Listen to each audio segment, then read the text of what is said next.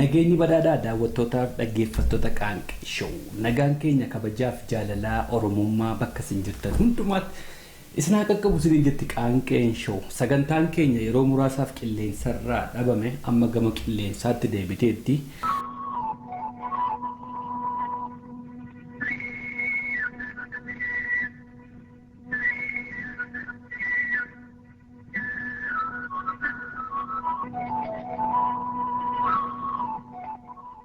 Absaawota kufan yoomuun irraanfannu bilisummaa Oromiyaan gumaa isaanii abaafnu roorroo alagaa baachuu garaan isaan didee baddaaf gammoojjiitti warra dina hidde qaamaaf lubbuu isaaniin qabsoo haqaa fufe saba Oromoof jecha falmaa irratti fufe warra joota Oromoo boonsitoota qomoo daawwattoota keenya gaddaa dadhabuu Polisi keenya artist dabalaa dammeetti Qaanqee Show baay'ee gaddina jirra. Seenaa dabalaa dammee kana hedduu qorannee gama keessatti hedduuf tattaaffii gochaa jirra. Gala fuulduraatti isin goona. Dabalaan dammee kana qaamaan keessa argee jalqaba isa baree hawwisoo adda bilisummaa Oromoo naannoo Beekii keessa ture keessatti sirbaa ture bara 1991 sana booda ergi adda bilisummaa Oromoo chaarterii bee gara Finfinneetti dhufee artistoota Oromoo wajjin baandii gadaa keessatti akka beeksisaadha akka shubbisaa ta'ee tajaajilaa ture waldaa Maccaaf Tuulamaa keessatti shoora guddaa taphachaa ture dabalaan dammee waggaa 25 kan guutuu mana jireenyaa illee qabu artistoota Oromootti siqee jiraachaa jira dabalaan dammee akkanatti meetti mucaa durbaa tokko magaalaa Dambiloo keessa akka qabutti quba qaba egaa dabalaan nama rakkinaaf hin jilbeenfanne nama kaayyoosaa hin gurguranne nama eenyummaa isaa hin ganne yeroo hundumaa artistoota Oromootti siqee artistoota Oromoo wajjin waggaa 25 guutuu nama jiraatedha. Egaa Waaqayyoon boqonnaa gaarii isaaf kennu jenna kaayyoosaa galmisaa galma geessii maatii isaa obboloota isaa uummata Oromoo hundumaa Waaqayyoon jabina isiniif kennu jedha. Diinuuf jalaa dabii garaatu na gubata jireenya addunyaa kanaa akkaamu manni laata. Kan kuda birakata Hormi Qophii bulchata Guddaan garboomuun kuni Akkaamu manni laata Akkaamu manni laata Xiqqootu guddaa bulcha Guddaan jalaa miidhata Mee keenya kuni maali Maalumaaf nutti hammaata Yoomuu magaalata Artisti Oromoo magaalaa Minneapolis keessatti argamu mijaanee raayyaa istiidiyoo kana fakkaatu bareechee keessa kan naqaa'ee alaabaa kas bareedu kana balbal kan godhe hojii tekniikii adda addaatti na gargaaruudhaaf waadaa seenee hojiidhuma koo argee gama kanatti dhufee akka bilisaan na cinaa dhaabbatu natti meera hedduun si galateeffachuu barbaada artist raayyaa naaf jiraadhu haadhoo koo jabaadhu artist raayyaa warri hin beekne albeema isaa tokkoffaa bara 2015 gallakkise sana fuuldura garuu sirboota babbareeddoo sirba Abdii Nuurasaa keessatti sirba Daawitee keessatti Abdii Nuurasaa keessatti immoo kan garaa koo rabbiin anoowwatu garumaa kootti seena jaallattu fi sirba wal argaan yoomuma kan jedhu sirboota hedduudha kan inni barreessaa ture. Amma immoo gama tekniikii Qaanqee Show bareechee keessa naqaa'ee jira hedduun isa galateeffachuu barbaada maqaa daawwattootaaf dhaggeeffattoota Qaanqee Show maqaa uummata Oromoo hundumaan naaf jiraadhu.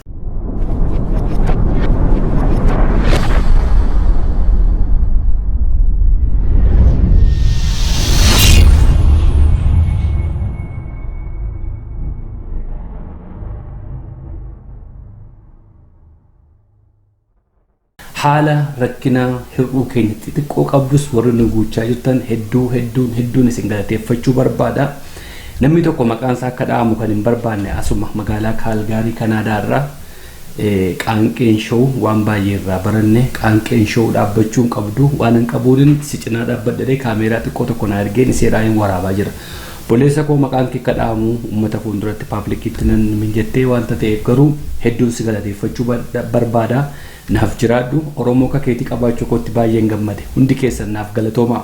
Sagantaan keenya torbaniin hamma dandeenyetti itti fufuu yaala akkuma beekame live videoodhaan yeroo darbe yeroo lama sadii haasa'an ture commenting keessan hedduun akka xiinxalaa siyaasaa ta'utti na dhiibaa turtanii lakkii diddeeduman jala gama qaanqee showutti deebi'ee xiinxalaa siyaasaa hedduu qabna xiinxaloonni siyaasaa hedduu waan qabnuuf kan biraatti dabaluun nu barbaachisu xiinxalaa siyaasaa isa waa'ee qawwee dubbatoo barbaanna abbaa diggaatu gabaa dhaqanii gabaa kamisaa gara Jimmaa Geeraa kana keessaatu gabaa kamisaatti galaa jiranii jaartii tokko dura deemaa jira jaartiin kun teebba xiqqoo tokko ol ba'aa jirutu teebbattiin xiqqoosee nama dadhabsiisti dudduubaan qilleensa baafatan maqaa isaan nu gaasafuudha qilleensa baafatanii gabaa kamisaa jedhan abbaan diggaa dhaga'aniiru utuma jedhanii abbaan diggaa gaafa bira ga'anii mucaaqoo dhuftee taanoon turtee maalin turtee eessatti badeennaan lakkii harmee abbaa diggaate kun yeroo isin gabaa kamisaa jettan iyyuu isin cinaan jira jedheen yeroo isin gabaa yeroo wanti maa kana irratti waan baay'eetu haasa'amaa jira tokko waa'ee waliigaltee dhaaba ODF dhaa fi Gimboot 7 waa'ee sanarraas waa tuttuquun barbaada waa'ee immoo mootummaan Itoophiyaa kaabinoota haaraa ministeerota haaraa mudee achiin nu baase Oromoota afaan Oromoo haasaan sammuu Tigraayin yaadanii nu fidaa jira kunis gara fuula duraatti qabsoo keenya irratti gufuulee gurguddoo ta'u haa ta'u garuu gara qabsoo Oromootti qabsoon Oromoo maaltu irraa eegama ture dhaabileen Oromoo maal gochuu qabu turanii dhaabileen Oromoo gaachana uummata Oromooti moo maal waan kana irratti waa xiqqoo engadda agga laayifii dubbadheen ture har'ammoo gama qaanqee showuutiin yaada mataa kootiin kennachuu barbaada dura dursee haasaa kana gaafa naasa'u maqaa hogganoota qabsoo beektota Oromoo qabsaa'otaa fi hogganoota maqaa dha'uun koonolu maqaa gaafa isin dha'ummoo akka hamaatti yookaan siyaasatti narraan geeddarree maqaa dhaabaa dha'uun maqaa hogganoota dha'uun dirqama kanaafi maqaa adda bilisummaa Oromoo maqaa Obbo Daawit Ibsaa dha'uun dirqama maqaa ODF maqaa Obbo Leencoo Lataa dha'uun dirqama maqaa kallacha warbummaa Jeneraal Kamaal Galchuu dha'uun dirqama kanaaf maqaa keessan dha'uun koo inoolu maqaa keessan gaafa na'us barumsa namootaaf waan ta'uuf waan xiinxala irraa dubbachuu barbaade waa'een waliigaltee dhaaba uummata biroo wajjin ta'uu kanarratti namoonni baay'ee haasa'u waa'een kana nama balaaleffachuuf nama xiqqeessuun bu'aansaa wayyaaneef guddaa keenya maanguddoo keenya qabsaa'ota keenya kamiin yoo ta'u maqaa xureessuun hadheessuun bu'aansaa wayyaaneef Oromoo bu'aa tokko hin buusu wal arrabsu wal xiqqeessu wal salphisu wal abaaruun Oromoodhaaf bu'aa tokko hin buusu kun yoomiyyuu hin buusu yoo wal arrabsuudhaan bilisummaa argannate hundi keenya wal galgaaree arrabsana waan ta'eef nutti bu'aansaa tokko waan ta'u nutti hin fakkaatu gama waa'ee waliigaltee kanatti naasa waliigalteen kun akkuma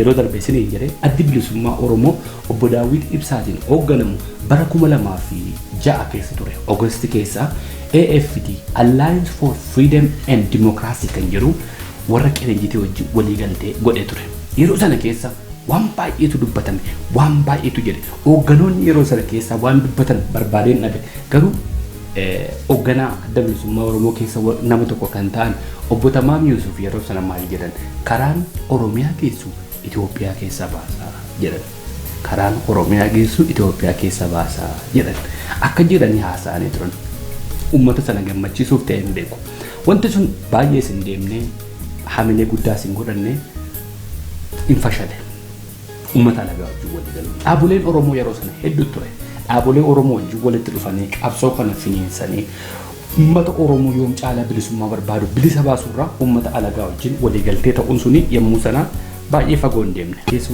waggaadhuma tokko sana booda addi bilisummaa Oromoo bakka lamatti addaan ba'e sadii jedhaa malee lama miti jijjiirama jira adda bilisummaa Oromoo shaneeramee ammoo jijjiiramaa fi maasee qaacaa kan jedhamu tokkotu jira yeroo kun dhufu haala baay'ee gadhee ture inni adda bilisummaa Oromoo jijjiirama addaan baase sun qabsoo duwwaa osoo hin taane uummata Oromoo illee bakka lamatti addaan baase gaagama guddaa qabsoo keenya keessaa hin jedhe gaagama hammanan jedhan uummata Oromoo waggaa meeqa wal jaallatee walii wajjin jiraatu keessatti diaasporaa keessatti waan argaa jirru kun wal'asuun barbaachisu waan argaa turre kan uummata Oromoo kana bakka lamatti addaan baase utuma kanaan jennu addi bilisummaa Oromoo jijjiirama dhaqanii warruma har'a jiran kana Gimboot 7 wajjin akkuma samma ODF kana ta'ee jira kaayyoon addi bilisummaa Oromoo uummanni Oromoo hiree mataa isaatii ofii murteeffata haga foxxoquutti kan jedhame kana nuti jennee yoo hin beeknu yommuu isaan jedhan ture የኦሮሞ ጥያቄ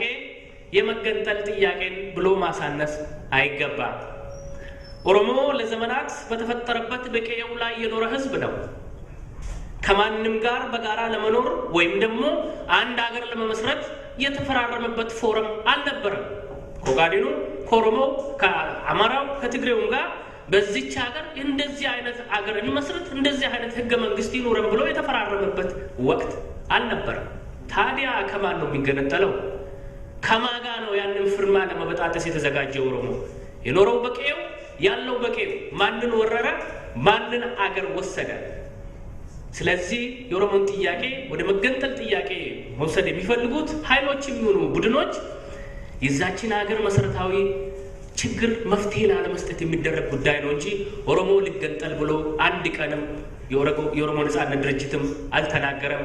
የጻፉትም የተናገሩትም እስከነ መረጃቸው መምጣት ይችላል። Hayyuudureen adda bilisummaa Oromoo Birgaadeer Jeneraal Kamaal Galchuu yeroo sana haasaa paaltokii keessatti godhan irraas waan tokko isinii fudhannee dhiyaanneerra. ለማወቅ ለሚፈልግ አድማጮችና ማንኛውም ሰው ማለት የሚችለው አንደኛ ይህ የተደረገው ለውጥ ከ40 ዓመት በኋላ የተደረገ የፖለቲካ ማስተካከል ስለነበር ብዙዎቹ ያልደፈሩት መሰረታዊ ፖለቲካ ለውጥ መስመርም ስለነበር ይሄን አቋም ከመጀመሪያ ማንሳቱ ከባድ ነበር። በኋላ ማንስቶ ይሁን ማድረግም የራሱ ከባድ ፈተናዎች የነበሩበት ቢሆንም የኦሮሞ ነጻነት ግንባር በውስጡ ባደረገው ታድሶ ውጤታማ ሆኖ ይህን ፕሮግራም ግልጽ አድርጓሉላችሁ። ኤጋ addi bilisummaa Oromoo walii isaa bakka lamatti addaan bakka sadiitti addaan baasee dhaqee halagaatti firoomuun eessaan iyyuu hin geenye. Warri wanta kana fuuldura buusee maraa turan maal jechaa turan mee ilaalame yeroo sanatti aguma har'a kana dura taa'atee kan gaggeessaa ture Dr. Biranuun maal jedhan waa'ee adda bilisummaa Oromoo addi bilisummaa Oromoo kaayyoo isaa jijjiirate jedhan hamma tokko waan fooyyeffate qabaa jedhan innis ሁላችሁም እንደምታውቁት ጥምረት ለነጻነት ለእኩልነትና ለፍትህ በኢትዮጵያ በጀነራል ከማል ገልቹ ከሚመራው የኦሮሞ ነጻነት ግንባር ጋር በመሆን በ5 ሀገሮች ውስጥ በሚገኙ 10 ከተሞች ህዝባዊ ስብሰባዎችን አካሂዷል። ከዚህ ስብሰባ በፊት በዩናይትድ ስቴትስ አሜሪካ በ6 ከተሞች፣ በካናዳ በ2 ከተሞች፣ በጀርመንና በኖርዌይ ደግሞ በአንዳንድ ከተሞች ህዝባዊ ስብሰባዎች ተደርገዋል። ይህ 11ኛውና የመጨረሻው ስብሰባ ነው። ስለሆነም የዛሬ ንግግሬ ከዚህ በፊት ከነበሩ 10 ስብሰባዎች ምን ተማርን፣ ለወደፊቱስ ምን መስራት ይጠበቅብናል በሚሉ ሁለት አንኳር ጉዳዮች ላይ ብቻ ያተኮረ ነው። አላደክማችሁም፣ በጣም አጭር ንግግር ነው። ከዚህ በፊት በነበሩት ውይይቶች ምን ተማርን? በጀነራል ከማል ገልቹ የሚመራው ኦነግ የአቋም ማስተካከያ ማድረጉን በይፋ ባሳወቀ ጊዜ ምንም እንኳን ጉዳዩን በቅርብ እንከታተል ለነበርነው ለኛ ይህ የአቋም ለውጥ ኦነግ ውስጥ ያሉ ኃይሎች በአንድነትና በጋራ ቢወስዱት እጅግ የተሻለ ውጤት እንደሚያመጣ ብናውቅና ይህንንም እንፈልግ የነበረ ቢሆንም ሰነዱዋሙ የomte ere አምስ ዶክተር ኑሮም ማልጀደን በአብዛኞቹ ደግሞ የተደነን በአንዳንዶቹ ሰዎች ግሩፕ 7 በመባል ስም የተሰጠን ሰዎች እነማንን ባጭሩ ማንነታችን ለዚህ ህዝብ ለመግለጽ ፈልጋለሁ። ዶክተር ኑሮ ሀሳ ዱዋምቲ አፋና ማረፋ ዱዋምቲ ሹብሱዳንሲ ዳንሲስ የሙሰና ሻ ቆይታትሮ ነፋንጉራ ጌቲን ዋንኩን ፈጎንዴም ሰበቢኒ ፈጎንዴም ነማንቤቱ ኦሶማና ኬሳ ወሊ ሂንገሊን ሐለጋ ወጅን ወሊ ገሉ ዋን ፍለታሊፍ isa mana keessa diiganii ala walii galuuf filatan kanaaf fagoon deemne wanti kun eessayyuu hin deemne addi bilisummaa Oromoo jijjiirama waggaa tokko waggaa lama turre isaanumtii deebi'anii bakka lamatti addaan ba'a sababii isaa beektu dhiiga Oromoo gaafata maaliif ummanni Oromoo osoo walii galanii mataa isaaniitti isaan tokkummaa uummatanii qabsoo bilisummaa Oromoo finiinsanii ummata Oromoo gabrummaa jalaa baasuun irra jiraatu warroota halagaa wajjin walii galtee filatan.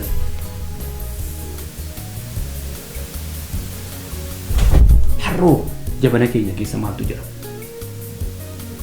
yeroo adda bilisummaa Oromoo jijjiirama isaan hundi deebi'anii bakka lamatti addaan ba'anii adda bilisummaa Oromoo tokkoomee jedhanii gareen tokko kallacha walabummaa Oromiyaa jedhanii ijaaraman. Warri adda bilisummaa Oromoo warri jijjiiramaa jalaa hafan gareen tokko immoo obbo Leencoo Lataafaati wajjin ta'anii mul'ata haaraa qabnaa nuun jedhan. Lafuun kan Waaqayyooti. Mul'ata haaraa baatii ja'a gidduutti qabsoo bilisummaa Oromoo kan fuunee biyyatti geessinaa jiran. Akka jedhan hin taane dubbiin. Waggaa 3 lafarra harkifate. Afaan qawwee laganne afaan qawwee hin barbaannu kana booda karaa nagaatiin biyya keenya keessatti deemnee bilisummaa uummata keenya gonfachiifnaa jedhan. ODF yaada gaariidha. Gaarii ture. Garuu hammam bakka ga'a. Karaa nagaatiin Dr. Mararaan Faayyuu bu'aa maalii buusan? Karaa nagaatiin obbo Baqqalee Garbaafaa bu'aan isaan buusan maali? Bu'aan isaanii mana hidhaa. Bu'aan isaanii dararamuu yeroo fedhanitti akka isaan biyya keessaa hin baane akkuma waggaa darbe Dr. Mararaan ta'e biyya keessaa akka hin baane biyya keessatti ugguru miseensolee hoogganoota gurguddaa isaanii fuudhanii mana hidhaatti ukkaamsu karaan nagaa akka hin danda'amne Barana ODF. Dhaqaaf gara biyyaa sa'aatii 24 gidduutti akka ba'an godhamu dhufan. Kana boodoo hoogganoota keenya gurguddaa kabajaaf ulfina guddaa qabnaaf ummata Oromoo kana tokkoomsanii qabsoo bilisummaa Oromoo kana gama tokkotti fidanii yeroo ammaa kana qeerroon biyya keessaa waggaa tokko guutuuf qabsoo kana geggeessaa jiru gama tokkotti fidu jennee immoo eeggachaa ture. Isaanis dhaqanii hin boosafanii hojii walii mallatteessa. Isa darbirraa maal baratan? Isa darbirraa maaltu jira? Halagaa hojii walii galuun rakkina tokko hin qabu. Diina xiqqeeffachuun rakkoo hin qabu. Garuu mana keessaa maal sirreeffatan? Inni mana keessaa sirraa maaltu jira? Har'a dhaaboleen Oromoo bakka 10 bakka 15tti addaan cicciranii jiru.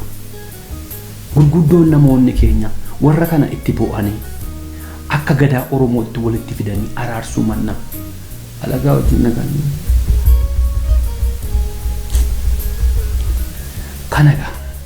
Kanaaf namni dhuunfaatti arrabsamuu qabu. Kaayyoo isaanii eessa akka hin geenye hin beekamu. Sababiin isaa silaa otoo jara kanaa wajjin qabsoon gaggeeffamuun hin danda'a ta'e AFD bara 2006 qinigitee wajjin walii galantu galma ga'a ture. Bara 2012 keessa adda bilisummaa Oromoo jijjiiramaaf gimboota sabanii walii galtee isaan godhantu galma ga'a ture. Hin taane. Har'ammoo yeroo sadaffaadhaaf bara 2016 dhiffattoota qaanqee show waan kana hundumaarraa waa barattu jedhee waanan amnufan gama keessa itti fudhadhee dhufe. Isa darbirraa yoo ilaalle isa fuuldura keenya dhufutti baruu dandeenya. Isa darbirraa bu'aan qabsoo keenyaaf ta'e maaltu jira? Isa darbe kanarraa Oromoon maal bu'aa buufate? Qabsoo keenya maal buuse? Uummata keenya maal buuse? Hawaasa keenyaaf maal buuse? Kanaaf inni amma maal nu buusaree? Gootota kaleessaa yaadannee alaafi keessaan namuutu wal taanee qabsoodhaan gumaa jaallanii yoon baasnee duubattiin deebiinu lamuu dhiisinee saamamneen jiraannu diinaan gabroomnee dhumneetii dhabamna kaanee falmannee gabrummaa diinaa baadhannee Jiranu salpane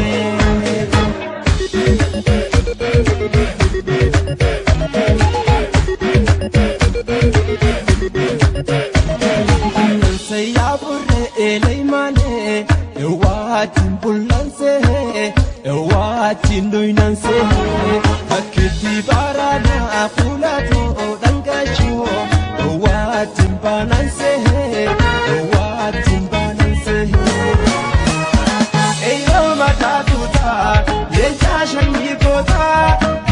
في فالمكان موتا أيما تاتوتا ينتاشا يقوتا هي في فالمكان موتا qabsoo bilisummaa Oromootti deebinee qofa ilaallu. Uummanni Oromoo yeroo ammaa biyya keessa waggaa tokko guutuu diina fuuldura kokkee wal qabe lubbuu meeqatti kenne dhiiga meeqatu irraa dhangala'e fuuldura dhaabbatee falmaa jira. Ijoollee meeqatu jedhabe, ijoollee meeqatu harka dhabe, maatii meeqatu ijoollee dhabe. Haadhi mucaasee dhabde, ijoollee dhiiraa lama manaa ba'anii bakkeetti hafanii garaa ulfa baatii 8 garaatu qabdu ajjeefamte. Maanguddoo keenyatu qe'ee keessatti salphate. Daa'ima keenyatu manaa ba'ee manatti galuu dadhabe. Arre kun isitti dhaga'ama hoogganoonni qabsoo bilisummaa Oromoo. Utuu kun isitti dhaga'ame dhiifama isa darbe walii gootanii walitti araaramtu. Halagaa wajjin natti hin fakkaatu walii keessanii. Addi bilisummaa Oromoo irraati kan hundumaan kan ba'e. Addi bilisummaa Oromoo maal jedhee dhaabbatee of ilaaluu qaba. Badii isa keessa jiru dhaabbatee of ilaaluu qaba. Lakkii dhiisaa nama baay'ee qabna miseensa baay'ee qabna jechuurra maaliif namni kun hundumaan irraa deema? Adda bilisummaa Oromoo irraa. Rakkoon adda bilisummaa Oromoo keessa jiru maali kun furmaata argachuu qaba? Waggaadhaa gara waggaatti namoota qabsoo kana keessatti umurii isaanii dhaban, namoota qabsoo kana keessatti rakkatan, hoogganoota xixiqqoorraa abbaa salgirii, abbaa muraasaa, abbaa buttaa, abbaa cibiraa, abbaa birgeedaa, hooggana gurguddaa, miseensa deeggaraan faca'aa jiran kan adda bilisummaa Oromoo dhaabbatee of ilaaluu qaba. Miseensota isaa mooraatti deeffachuu qaba. Warra faca'anii bakkee keessatti hafan deeffachuu qaba. Warra bakka itti galan dhabanii yeroo amma hadoodanii marrummaan isaanii isaan gubatu, garaan isaanii isaan gubatu, gola gola keessatti ta'an. Bara gaafa namni hundumaan waa haasa'u hundumaa diina miti. Hundumaa bareedaa hojjeta miti. Hundumaa gadhee godhas immoo miti. Inni kaan dhugaa karaa itti haasa'atu dhabe. Yerooti kun qabsoo bilisummaa Oromootti deebi'uu qaba. Rakkoon isaanii furmaata argachuu qaba. Uummanni Oromoo har'a kan barbaadu dhaabolee miti. Uummanni Oromoo har'a kan barbaadu ollaa bitaa warra kaan wajjin waliigaluu miti. Waliigaltee isa keessaa barbaadu. Waliigaltee dhaabolee Oromoo gidduu barbaadu. Waggaa tokko guutuu dhiiga dhangala'aa jira. Qeerroon diina fuuldura dhaabbattee kokkee wal qabdee kennaa jirti. Dhiisa sana duwwaa miti. Isa diina rifaasisuu duwwaa miti. Qeerroon kan isa hin goote. Dhaabolee Oromoo lafa isaan bu'an dhabne warra waggaa meeqa dhabnetu booddana kana mul'achuutti ka'an achi as ba'anii. As jirraa jechuutti ka'an. Sababiin isaa diinatu raafamaa jira. Sa'aa qofa tokkorra geenye jirra waanta ta'eef mul'achuudhaaf. Yeroo qabsoon Oromoo sin barbaadu eessa jirtu? Yeroo uummanni Oromoo sin barbaadu eessa jirtu? Haasaa koo feetan siyaasaa waan barbaadan itti geeddara. Uummata Oromoo isa biyya keessa jiruuf na gaddisiiseen haasa. Har'a yeroon yerootiin wal bubuufnu miti.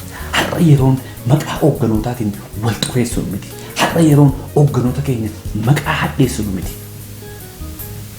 Qabsoo nama tokkoof jennee min kan eegalle. Qabsoo namaaf jennee miti, uummataaf jennee miti.